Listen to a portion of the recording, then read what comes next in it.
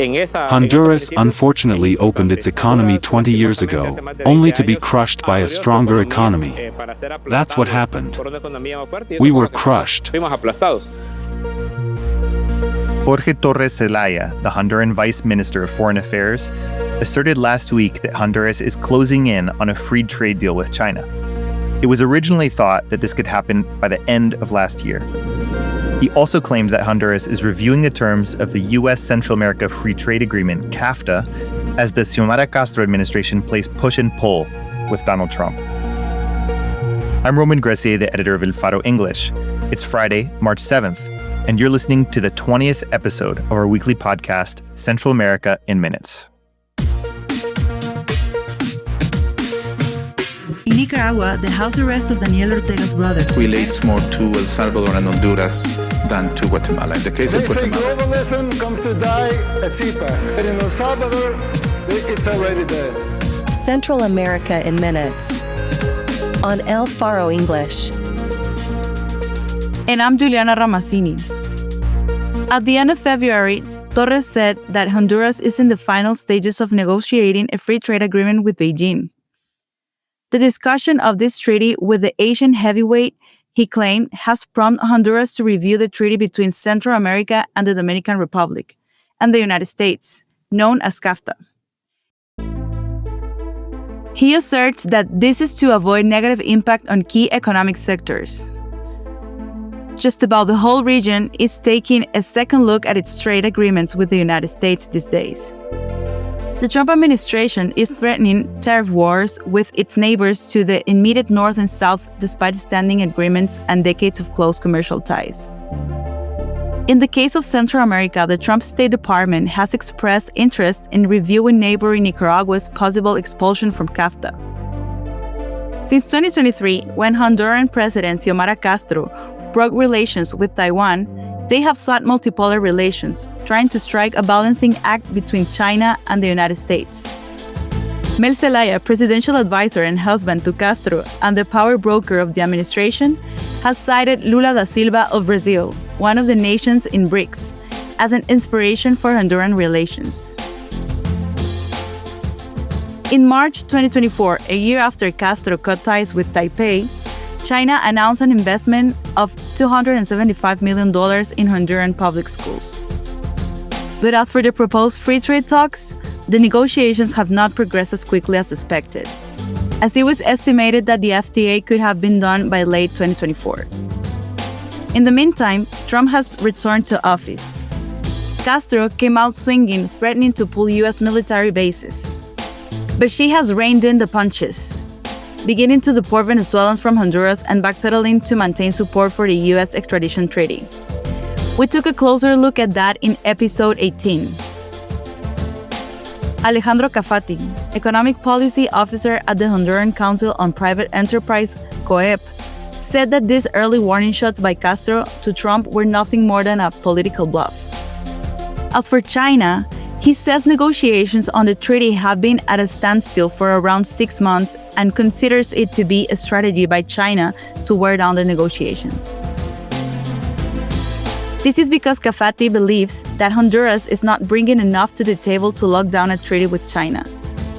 He adds that the trade balance with China is negative and that, in COEP's view, signing an FTA with that country could harm them even more economically. The China free trade talks are yet another part of Castro's delicate geopolitical balancing act. In the last half of the Biden administration, the discussion of the mega project of the Interoceanic Railroad gained momentum. In April 2024, Foreign Minister Eduardo Enrique Reina and the President of the National Commission for the Interoceanic Railway, Héctor Manuel Zelaya, who is also the son of the presidential couple, and the Honduran ambassador in Washington were received at the White House to discuss this plan. But since Trump took office, economist Rodulio Perdomo notes that the government has stopped talking about China in relation to the railway project, perhaps a signal that Castro is picking its battles. Perdomo, a consultant with the Honduran Social Forum of External Debt and Development, says Castro is trying to be flexible with the Trump administration. Those battles will have even higher stakes after this Sunday, when Honduras will hold its primary elections. In a tense political climate, 3 municipal candidates have been killed in conflicts tied to drug trafficking. Ana Mendez, director for Central America at the Washington Office on Latin America, noted that suspension of U.S. cooperation could complicate international observation missions. International observation in neighboring Guatemala was key in 2023 to preventing an illegal effort by the Public Prosecutor's Office to undo the election result. Honduras will be the next big election test for the Organization of American States.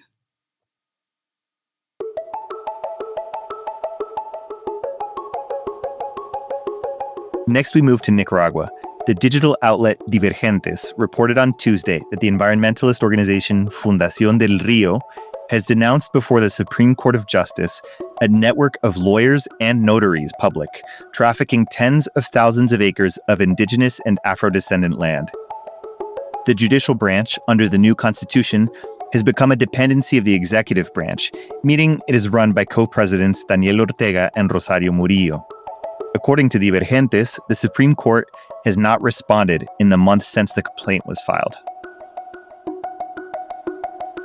Fundación del Río is one of hundreds of NGOs whose legal incorporation has been annulled by the Nicaraguan regime since 2018, accused of, quote, destabilizing the country.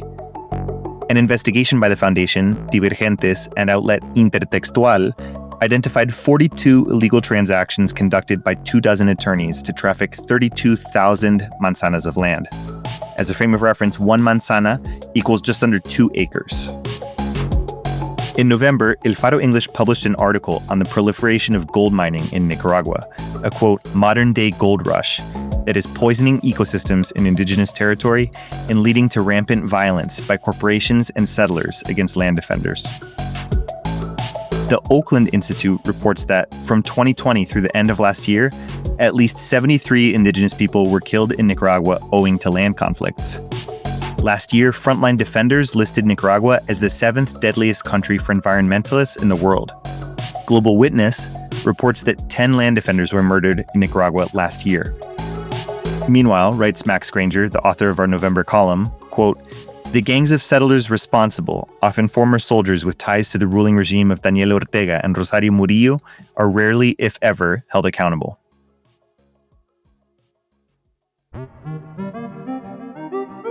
Last to Guatemala. Tomorrow is International Women's Day, March 8th. Feminist groups are expected to hold their annual marches across Central America to denounce violence against women and girls. In Guatemala, tomorrow also marks 8 years since 41 girls were burned alive under state custody in a homeless shelter run by the Secretariat of Social Well-Being of the President, who at the time was Jimmy Morales. The shelter was known as Hogar Seguro. On Tuesday, 8 public officials attended a hearing in the ongoing trial for the dozens of deaths, as well as the injury of 15 survivors, as the court continues to review evidence in the case. In Guatemala, violence against girls goes largely unpunished. On February 18th, Human Rights Watch published a report revealing that, from 2018 to 2024, almost 14,700 girls under the age of 15 endured forced pregnancies stemming from rape. That's around 7 a day in a country where the legal age of consent is set at 14 years. Yet from January 2018 to October 2023, according to Human Rights Watch, prosecutors and judges dismissed almost 6,700 cases of sexual violence against girls under 14. Guatemalan courts issued just 102 rape convictions in the same span in cases involving pregnant girls under 14. Cristina Quijano Carrasco, a women's rights researcher at the organization, wrote, quote, without meaningful reforms, including strengthening prevention, services, and access to justice, girls in Guatemala will continue to face shocking levels of sexual violence and insurmountable barriers to realizing their rights.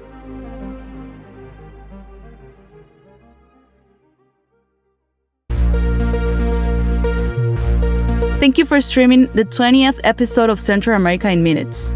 This episode was written by Roman Gracier and me, Juliana Ramazzini, with audio production and original soundtrack by Omnion. If you are enjoying our podcast, you can help us continue translating Central America every week by going to support.elfaro.net and joining our crowdfunding community. Our mantra is simple: journalism must go on. Hasta pronto.